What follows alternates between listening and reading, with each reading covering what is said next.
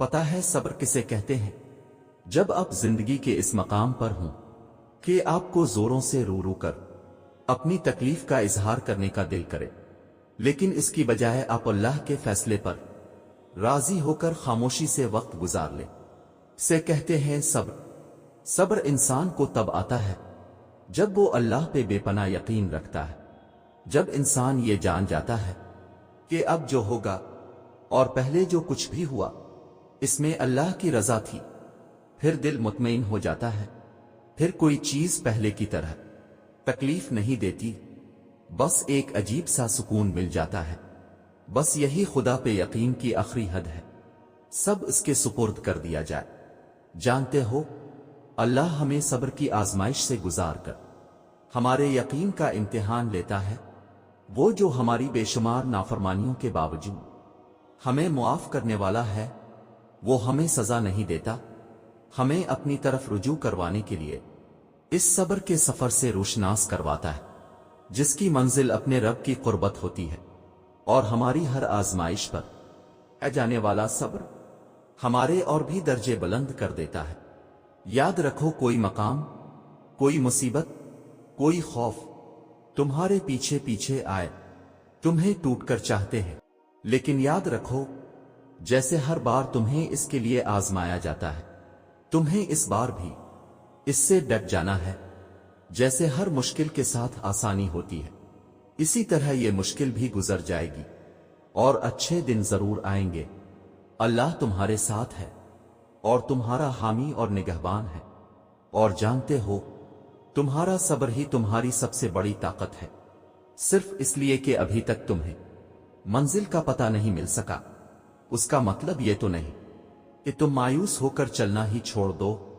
صرف اس لیے کہ تم اب تک یہ جان نہیں سکے کہ تمہارے لیے کیا بہتر ہے اور کیا نہیں، اس کا مطلب یہ تو نہیں کہ تم دعا کے لیے ہاتھ اٹھانا بند کر دو۔ تم جس سے رابطہ رکھنا چاہتے تھے اس سے رابطہ نہیں رہا، تو اس کا مطلب یہ تو نہیں کہ تم اللہ سے ہی رابطہ توڑ دو۔ امید انہی کے لیے ہے جو یقین رکھتے ہیں، اور مایوسی انہی کے لیے ہے جو انتظار نہیں کرتے۔ کیوں خود کو اتنا الجھا رکھا ہے؟ ساری طاقتیں تو تمہارے اپنے ہاتھ میں ہیں، دعا کے لیے اٹھاؤ انہیں، اور پھر دیکھو کیا نہیں ہوتا۔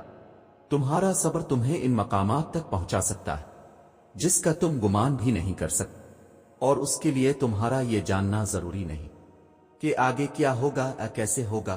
یہ کام تم اللہ پہ چھوڑ دو، تمہارا کام بس یقین رکھنا ہے، ممکن سے لے کر ناممکن تک، حاصل سے لے کر لا حاصل تک۔ روشنی اور معجزے تم میں چھپے ہوتے ہیں اور انہیں تم نے خود ہی ڈھونڈنا ہوتا ہے۔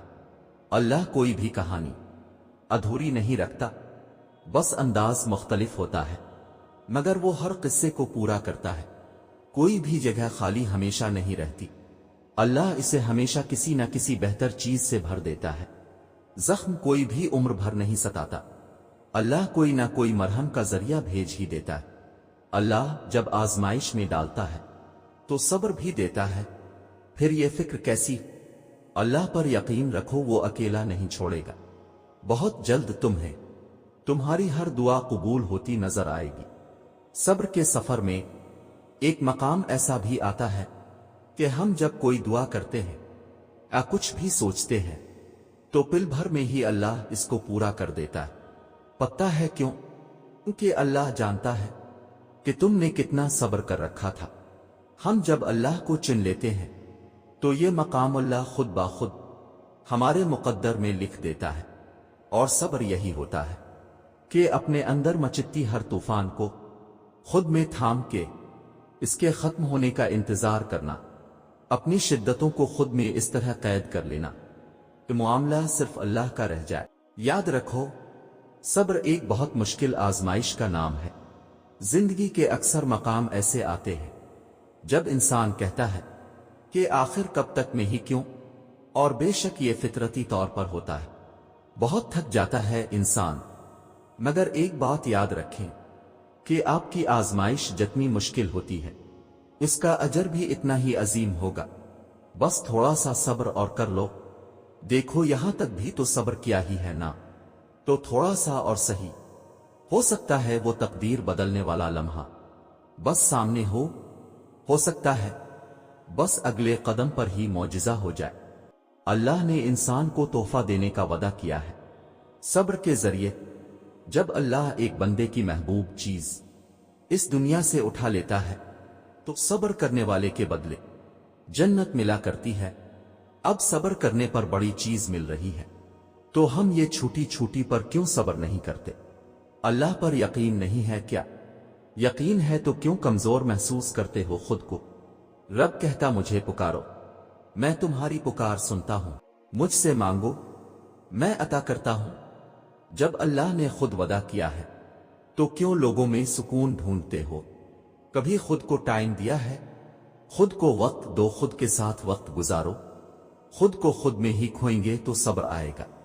याद रखो, जब तुम्हारी कहानी ऐसे मोड़ पर खड़ी हो जहां तुम बेबस हो जाओ, कोई रास्ता नजर ना आए, सब्र अपने आखिरी हदों को पहुंच जाए, तो जान लेना कि अल्लाह अनजाने रास्तों से तुम्हारे लिए मदद भेजने वाला है। तुम्हारी आजमाइश का इख्तिताम हो चुका, अब वो तुम्हें माजिज़ों की राह दिखाने वाला है। अल्लाह ताला ने कुरान मजीद में फरमाया, ए ईमान वालों, सब्र और नमाज से मदद लिया करो, बेशक अल्लाह सब्र करने वालों के साथ है। देखो, अल्लाह खुद बता रहा है कि वो सब्र करने वालों के साथ का है, कि वो सब्र करने वालों से मोहब्बत करता है। जब कभी तुम्हारा सब्र थकने लगे तो ये आयत याद कर लेना। लोग पूछते हैं कि दर्द में सुकून कैसे हो सकता है? जब तुम सब्र इसलिए करते हो कि अल्लाह ने कहा है, जब तुम सब्र इसलिए करते हो कि यही अल्लाह की रजा है, जब तुम ये जान लेते हो कि अगर सब्र करेंगे तो अल्लाह मेरी तरफ मुस्करा कर देखेगा, तब वो दर्द भी सुकून देने लगता है।